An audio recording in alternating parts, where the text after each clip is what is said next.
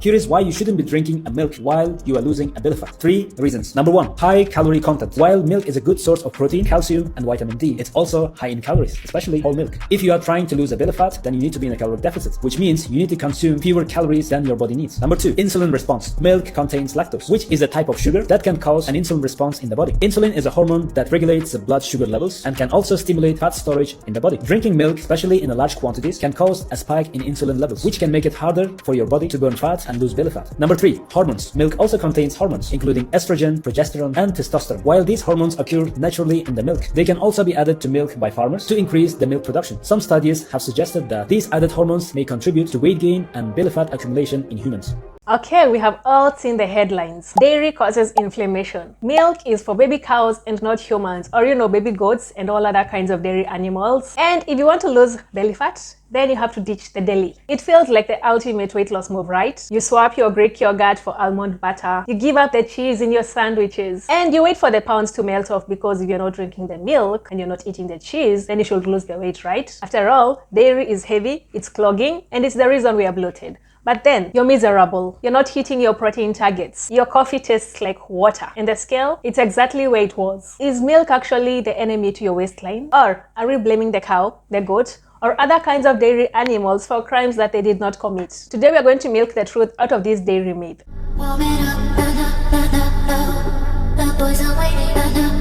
Hello everyone and welcome back. I'm Daisy, aka D. If you're new here, I spend my time breaking down the food rules and the weight loss rules that make weight loss feel like a prison sentence. And if you're back, thank you for coming back to the myth busting squad. I really do appreciate you. Now today's myth is a heavy one, and that is you need to cut out all dairy in order to lose weight. And this is not new. In my Better in 90 program, I see so many women coming to me because they're terrified of a splash of cream. They think that if they take one latte, they're going to trigger such a huge inflammatory response in their bodies that their weight loss will just stop in its tracks. But here's the reality. Unless you have a genuine intolerance or sensitivity to dairy, it might actually be one of the best tools in your weight loss kit. And I say this as someone who relied on dairy when losing weight in my initial journey before I switched to a plant-based diet. So let's talk about the connection between calories and dairy, the power of the dairy aisle when it comes to meeting your protein goals, and why dairy-free doesn't always mean diet-friendly.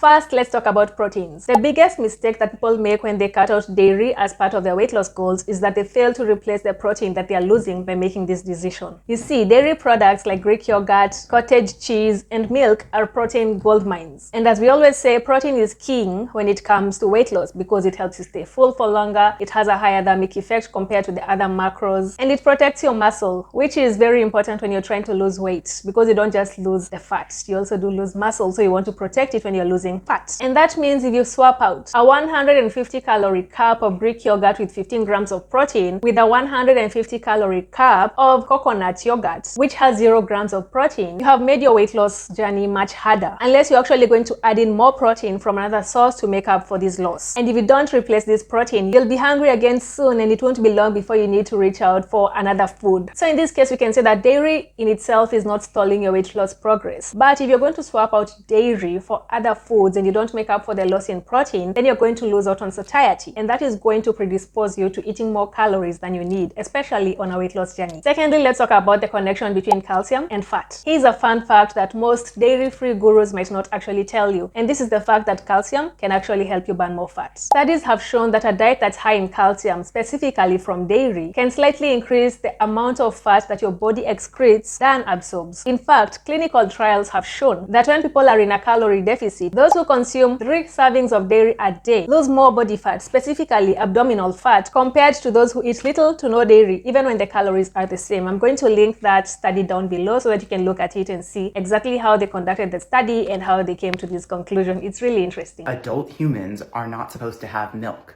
especially not from other animals. Now let's talk about the dairy-free marketing trap. Now for this, I have a confession. I love soy milk. I follow a plant-based diet, and that means that I don't really drink dairy, even though I used to in the past. And I love soy milk. I love the way it tastes. I love the way it tastes in my tea. I love the way it tastes in my smoothies. And for me, it is a matter of preference that also aligns with my preference when it comes to diet, because I prefer eating more plants than animal-based products. But here's the thing. People often think that dairy-free equals to a weight loss food. But let's look at the math. A cup of of 2% milk will average around 120 calories. But if you were to replace this with barista oat milk, then you go up to about 140 to 160 calories for 1 cup. But that's not all. We're not just going to look at the calories here. The barista oat milk is also more likely to be loaded with added oils and added sugars to make it creamy. You know, it's a barista oat milk. It's supposed to make your coffees look better and taste creamier. And they don't just do this with oat milk, they do it with all kinds of milk. That's why when I'm choosing my soy milk, I just go for very plain soy milk. Let me show you. So as you can see here, I have my Alpro plant protein. I don't know how this is going to look because I'm filming with the front. It's 50 grams of protein per pack, but that's not really the main thing here. So my ingredients are a soya base. That's 97% of this is just soya base, which is water and hulled soya beans. And then for the rest of it, you have some sugar, you have some calcium, sea salt, stabilizer, vitamins. And for these, I get 57 calories per 100 grams. So this is actually low in calories, and it's also, I wouldn't say it's exactly a whole food, but it's less processed compared to most of the plant-based meals that are out there. Now, again, this brings me to my point, which is, for 250 milliliters, I will get 12.5 grams of protein from these, and the calories in that would be 150. Like we said with the oat milk, that comes to about 140 to 160 calories per cup compared to 2% milk, which is only 120 calories. And that means that if you're cutting out milk, dairy milk, in order to cut back on calories, and you're replacing it with nut milk that are full of added sugars and added fat, not my Alpro, but the others, you're actually moving further away from your weight loss goal. Because again, when it comes to weight loss, it's always about the calories and not necessarily the source of the calories. And now we come to our verdict. While I may favor plants because I really love the way they taste, I love the way I feel when I'm on a plant-based diet, the truth is that in my Better in 90 program, most of my clients love milk. They love dairy products. So we don't really ban any of the dairy products. We don't ban your cheese boards. We don't ban your Greek yogurt or any of your dairy favorites. We just learn how to integrate dairy into our lives, which should be the case with all of these foods that people try to ban. And it's not because of health. It's just because they think that it's going to help them lose weight. And that means that if you enjoy dairy and your digestion feels fine, and you have the green light from your doctor, then there's no reason you should be cutting out dairy products from your diet. And if that sounds like you, here are my 3 strategies to help you embrace dairy while still losing weight. First, you need to prioritize the protein to calorie ratio. Not all dairy is created equal. When it comes to dairy products, we have so many options out there, from cheese to yogurt to milk to butter. And speaking of butter, butter is 100% fat. But when you look at Greek yogurt, which is also dairy, you find that it's packed with protein. And if weight loss is your goal, then you need to focus more on adding high protein options in your diet, and these include non-fat or low-fat Greek yogurt, low-fat cottage cheese, skim or 1% milk, or even just go for the whole products, because as studies have shown, sometimes when you're going for these skim meals, the 1% milk or low-fat options, the lack of fat actually reduces the satiety factor. So you find that you might be drinking or eating these low-fat dairy products and you're feeling hungrier. So you can go for the whole version,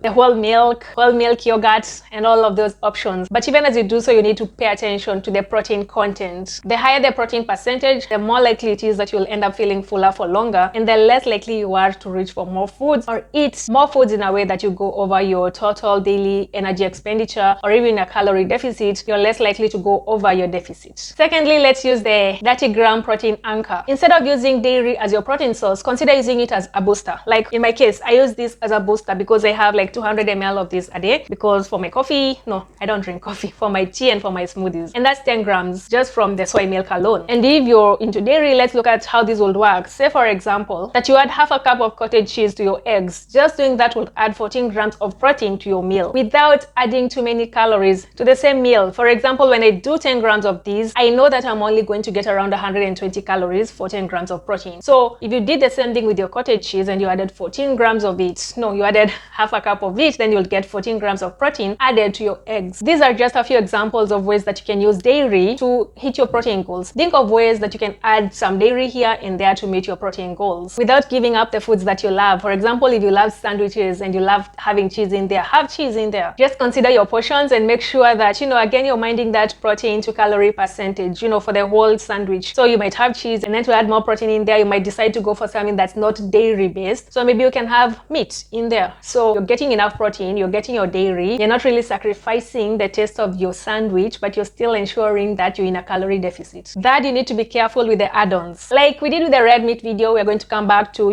company. Dairy usually gets a bad rep because of what we have with it, not because of what it is. Take Starbucks drinks, for example, or, a drink from any of your favorite coffee places. It's rarely the milk in the latte that is the issue. It's usually what you have with it, like 3 pumps of caramel syrup or any other add-ons that you have in your coffee. The sugar, the creamer, all of the things that you have added to the coffee will contribute to the total calories in that coffee. And if we take this to homemade or even restaurant meals, it's rarely the cheese that's on the salad that's causing the weight gain. It's what you add to it. It's the deep fried croutons, it's the ranch dressing, it's all of these things that you add on top of the dairy product. So by separating the dairy from the extras, these add-ons, it becomes easy for you to take note of the decisions that you're making that are adding to the total calorie intake, and then you can decide what to keep, what to minimize, and sometimes what to let go of. Because as much as we say that we're not going to eliminate everything, you can't really have everything every day. Sometimes you'll say that today I'm going to have this, then so that tomorrow I can have this. You need to plan your meals. That said, dairy is not a weight loss hack, nor is it a break when it comes to your weight loss journey. It's just a food group. But if it makes you feel bloated, or it gives you skin issues or any other health issues, it's okay to drop it. And it's even better if you consult a doctor and you have the necessary tests done so that you can understand whether you're sensitive to dairy, if you're intolerant to maybe lactose. You need to understand why it's reacting that way in your body. But if you have no issues and you do enjoy dairy products, whether that's your morning yogurt or it's your afternoon latte or cheesy sandwiches, don't let someone, maybe a wellness influencer or someone that tell you that you have to stop eating dairy in order to lose weight. Because as we have seen, at the end of the day, it's just calories. You can gain weight on anything, except plain water. You can gain weight regardless of whether you're having dairy or not. It always comes back down to the number of calories that you're consuming. So are you team dairy, or are you team dairy free, or are you somewhere on that fence? Let's talk about it in the comments. Give this video a thumbs up if you're relieved that you can continue eating your cheese, or